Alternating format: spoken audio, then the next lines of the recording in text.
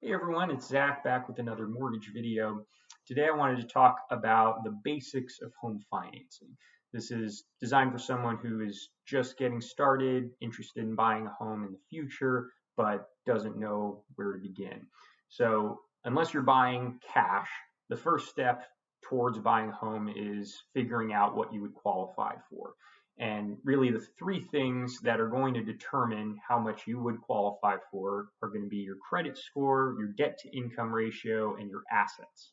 So, breaking that down a little more, credit score in the mortgage industry is defined as the middle of the three scores you get from TransUnion, Experian, and Equifax.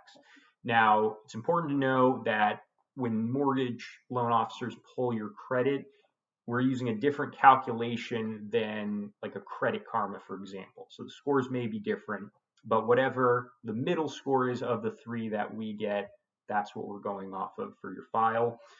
The next piece is your assets. So this is money in a financial institution. So money in the bank, usually the easiest, but we can also use money in a retirement account, money in a stock portfolio. Now, we can't use cash on hand if there's not a traceable, documentable chain of where the money's coming from. That will be an issue. If you have cash on hand, you want to deposit it, and it'll need to be in the bank for a certain period of time before it's acceptable for the down payment. The other option for assets is you can receive a gift. Just about every loan program allows a gift from your parents or a relative.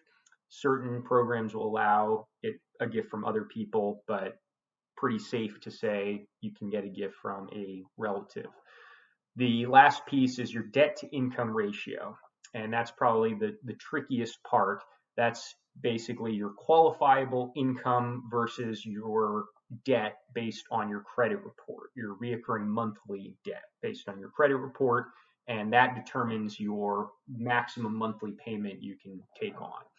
So, what I would say, if as far as like the ideal and most qualified buyer, if you're above 700 credit score, you have at least 10% of the purchase price in savings for a down payment.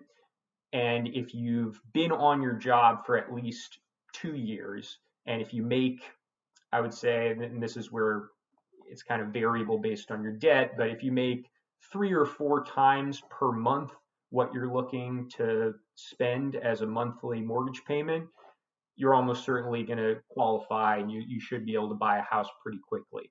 Anything outside of that doesn't necessarily mean you can't buy a house right away.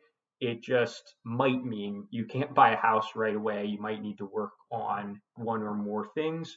That's why it's very important that as soon as you're just kind of thinking, hey, maybe I want to buy a house someday, reach out to a mortgage professional. I can do an application without doing a hard credit check, just doing a soft check, and I can give you a pretty good estimate based on that, and at least provide you with a direction if you don't qualify right away for what you're looking for.